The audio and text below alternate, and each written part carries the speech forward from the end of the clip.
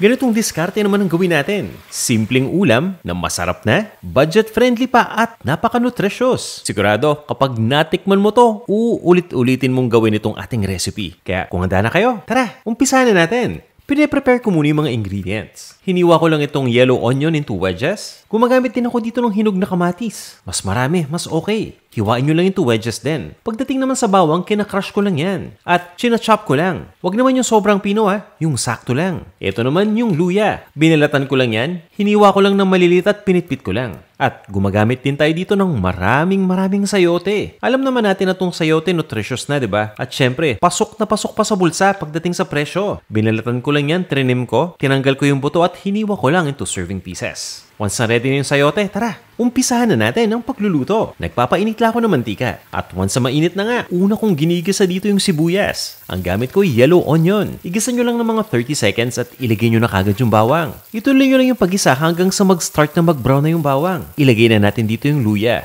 Ginigisa ko lang to ng mga 30 to 35 seconds pa. Importante na halu-haluin natin habang ginigisa at ilagay nyo na nga dito yung tomato wedges. Iginigisa ko lang yan hanggang sa lumambot na yung kamatis at yung sibuyas at nilagay ko na nga dito yung chicken. Ang gamit kong parte ay chicken wings pero pwede kayong gumamit ng kahit anong parte ng chicken dito sa ating recipe.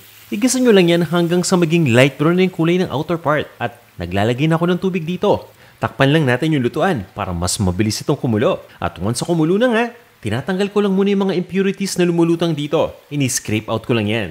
Tinatakpan ko ulit itong lutuan. Ina-adjust ko yung heat to the lowest setting at sinisimmer lang natin yan for around 20 minutes. After 20 minutes, ilagay na natin itong ating Maggi Magic Chicken Cube. Yan ang magbibigay ng buong lasa ng chicken dito sa ating sinabawang manok. Haluin nyo lang sandali at ilagay na natin dito itong sayote. Niluto ko lang muna itong sayote for around 3 to 4 minutes. So bahagyang malambot na yan. Ilagay na natin dito itong ating Baguio beans o yung tinatawag natin na long green beans. Lutuin nyo lang yan for around 2 minutes at timplahan lang natin ng ground black pepper at ng patis. Niluluto ko po to for around mga 2 to 4 minutes. At this point ay okay na yung mga gulay natin. Saktong-sakto lang yung pagkakaluto dyan. Nilalagay ko na itong ating green leafy vegetable. Itong gamit ko ay tinatawag na baby spinach. Pwede kayong gumamit dito ng pechay, ng baby bok choy, at syempre, ng malunggay. Ituloy nyo lang yung pagluto ng mga 1 minuto pa para maluto lang tong gulay. At kung mahilig kayo sa maanghang, pwede nyo pang lagyan ng sili yan. Ililipat ko lang to sa isang serving bowl at iserve na natin. Ganyan lang kasimple magluto ng sinabawang manok. Tara,